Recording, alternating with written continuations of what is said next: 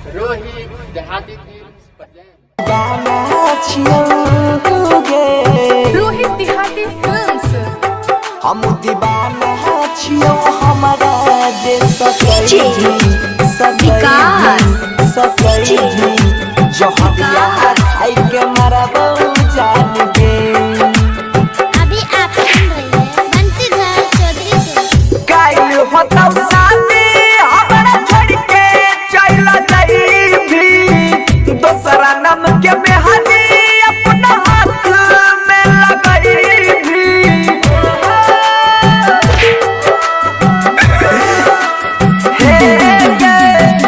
काइल होता शादी हमरा छोड़ के चल जाई भी दूसरा नाम के मेहंदी अपना हाथ में लगाई भी।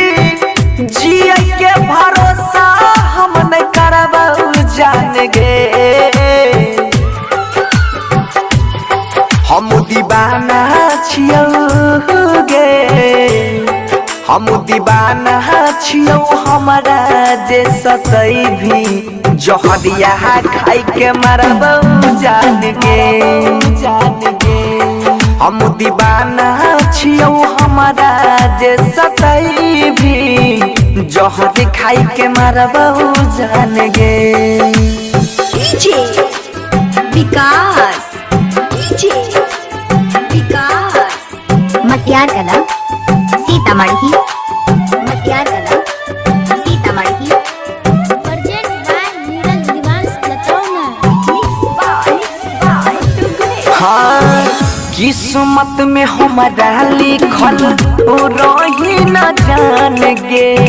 झूठे हमर सपना झूठे सजल यार मान गे। रोहित देहाती फिल्म्स हाँ किस्मत में हमारा लिखल रही न जान गे। झूठे हमर सपना झूठे सजल यार मान गे। कड़ी के गजदारी बन गेले मान गे।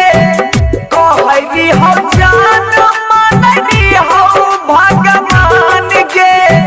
खून के आंसू आँखी में रगड़बहु जान गे।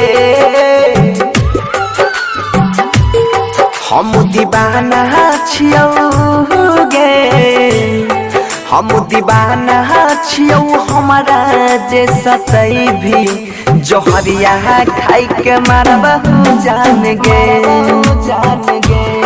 हम दीवाना छियौ हमारा जे सकै भी जहर खाई के मरबहु जान गे। डीजे विकास मटियार कला सीतामढ़ी मटियार कला सीतामढ़ी। प्रेजेंट बाय नीरज निवास लतौना। हाँ हाँ हम नहीं जानलिया हुए तना बन भी कठोर गे।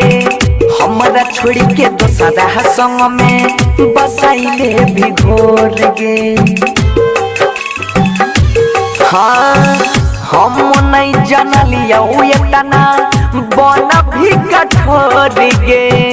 हमरा छोड़ के दोसरा संग में बसाइले भी घोर गे। खैने रही क्रिया के माथा पर हाथ गे। जन्म जन्म रहबै मनसी के साथ गे। सुधीर के बोलिया हमें न परबहु जान गे। हम दीवाना छियौ गे हम दीवाना छियौ हमारा जे सकै भी जहरिया खाई के मरबहु जान गे जान गे। हम दीवाना छियौ हमारा जे सकै भी जहर खाई के मरबहु जान गे। रोहित देहाती फिल्म्स